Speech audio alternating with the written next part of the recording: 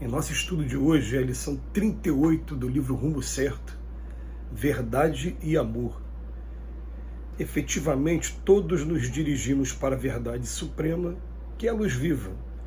Mas até lá, de quantas lições carecemos para nos desvencilharmos da sombra? E, a fim de aprendermos o caminho certo para as realidades eternas, só o amor pode tutelar-nos com segurança. Todos somos na Terra os espíritos encarnados e os desencarnados que ainda nos vinculamos a ela. Uma família só a caminho da imortalidade. Entretanto, na longa excursão evolutiva, quantos de nós teremos tido necessidade ou ainda estaremos necessitados de apoio?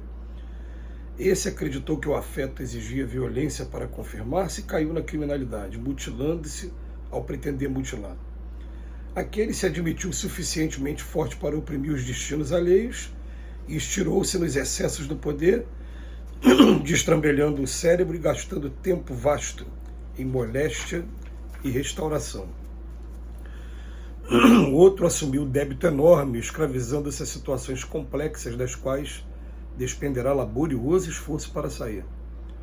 Outro ainda se iludiu com relação a repouso e alegria, sem bases na responsabilidade, perdeu temporariamente a faculdade de discernir, transviando-se em labirintos de cegueira espiritual.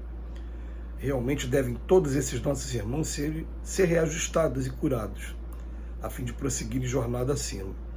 Entretanto, para isso, não bastaria sacudi-los com afirmativas condenatórias acerca das ruínas e lutas em que se encontram. Urge administrar-lhes cuidado, assistência, remédio e compreensão. Assemelhamos-nos de modo geral no planeta terrestre até agora a alunos no educandário ou doentes do sanatório. Sem que nos entendamos e nos auxiliemos mutuamente, ser-nos talvez impossível adquirir reajuste e esclarecimento. Com toda certeza, brilharão mundos na imensidão cósmica, nos quais as criaturas já se transformaram em luz, confundindo-se com o esplendor dos sóis, em que se conjugam as realidades excelsas da vida. Mas na Terra, por enquanto, e provavelmente por muitos séculos ainda, embora a nossa obrigação de render culto incessante à verdade, fora do amor, o nosso planeta, problema do desequilíbrio e reequilíbrio, não terá solução.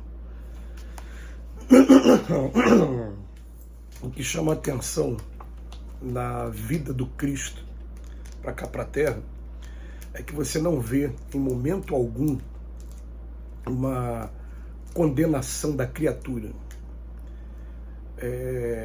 Existe um jargão no meio cristão que fala: Jesus consegue amar o pecador sem concordar com o pecado.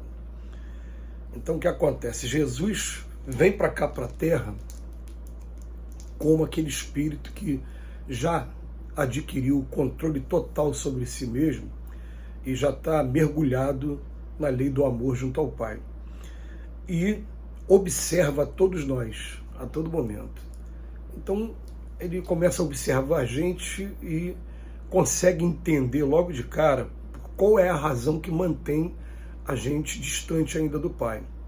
E sem condenação, ele apenas vai lá no ponto fraco mesmo. Vai mostrar pra gente aqui, ó, é aqui que está o seu problema. Mas, se você quiser continuar vivendo esse problema, você tem livre-arbítrio. O Pai dá livre-arbítrio para todos nós. Eu tenho livre-arbítrio, vocês também têm. E, como a gente vem falando incessantemente, nesse livre-arbítrio, o Pai deixa a gente esgotar até todas as formas de sofrimento, se a gente assim quiser. Mas vai ter um momento em que nós mesmos, cansados, fadigados, doloridos, a gente vai buscar naturalmente o alívio. E ele fala para a gente: ó, venha a mim, vós que estáis aflitos, que eu vos aliviarei, porque meu fardo é leve e meu jugo é suave. E nisso ele vai dando uma demonstração de amor, porque é um amor por todos indiscriminadamente e por todos independente da etapa em que se encontrem. É isso mesmo. Então, para a gente que está aqui na Terra, é difícil às vezes a gente encontrar amor na gente quando a gente olha para frente e a gente se percebe no meio de um arrastão, ou no meio de um tiroteio na Avenida Brasil, como tem sido constante, tem sido noticiado na imprensa, com frequência, uma frequência assustadora. A pessoa deita ali no chão, sai do carro com medo de receber uma bala perdida e fica, não, olha, eu tenho, na verdade, que ter o amor por todos, inclusive por essa pessoa que está me fazendo passar por essa situação. Gente, é porque a gente não entende ainda o amor do Cristo. O amor do Cristo não é esse amor que a gente tem por esposa, por marido, por filhos ou pelos grandes amigos, não. O amor do Cristo é o amor por toda a criatura, respeitando a criatura. Esse amor que a gente confunde ainda é um amor muito possessivo, é um amor muito voltado para o ego mesmo. A gente usa até o pronome possessivo, minha esposa, minhas filhas, minha. Ninguém é de ninguém, né?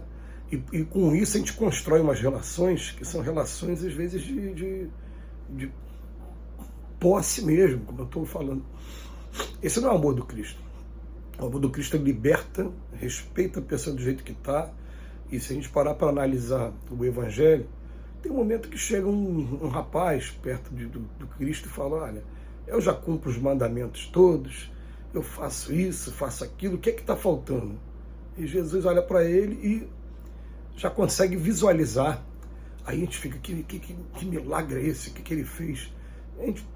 Todo mundo aqui na Terra tem anjo da guarda. Algum espírito do lado do rapaz contou para o Cristo. O problema dele está sendo que ele tem um patrimônio muito grande, ele não consegue se desvencilhar do patrimônio. E Jesus fala para ele, o teu apego ao teu patrimônio, em outras palavras o que ele quis dizer é isso, o apego que você tem ao teu patrimônio é o que está te atrapalhando. Vai, se desvencilha de tudo e me segue. O garoto fica triste e sai de perto, porque aquele é o calcanhar de Aquiles dele.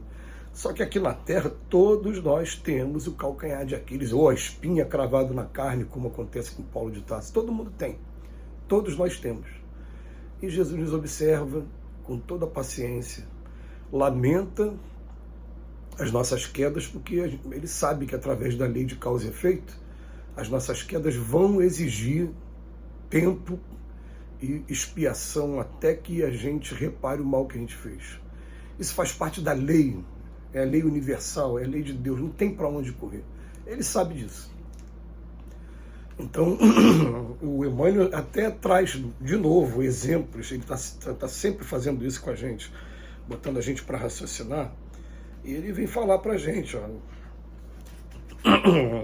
acreditou que o afeto exigia violência, e para confirmar caiu na criminalidade, mutilando-se ao pretender mutilar. Olha a lei de causa e efeito. Na hora que eu estou mutilando alguém, eu estou mutilando a mim mesmo, e a marca fica no nosso corpo espiritual, daqui a pouco se manifestando até no nosso corpo físico, se a gente não tiver essa vontade de reparar, esse despertamento.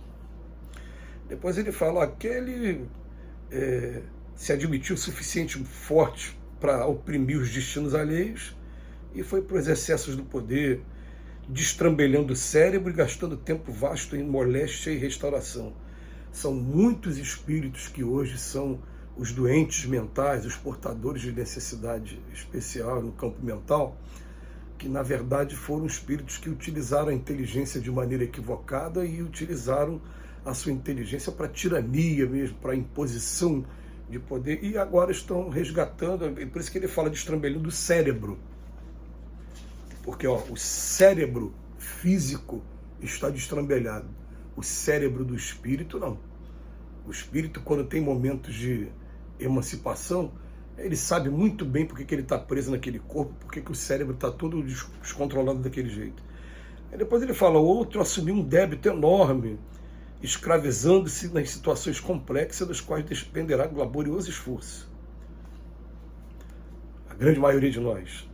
E o outro se iludiu com relação ao repouso e alegria, se entregou às festas, e através dos vícios acabou com a própria saúde. Ele está colocando, urge administrar-lhes cuidado, assistência, remédio, compreensão, e esse vai ser o amor do Cristo. Quando a gente, sem julgar, a gente falar assim, eu tenho meus defeitos e alguém está estendendo a mão para mim. Então, eu vou estender e dar o tempo que ele precisa ter. o livre-arbítrio dele. Que Jesus nos abençoe hoje e sempre.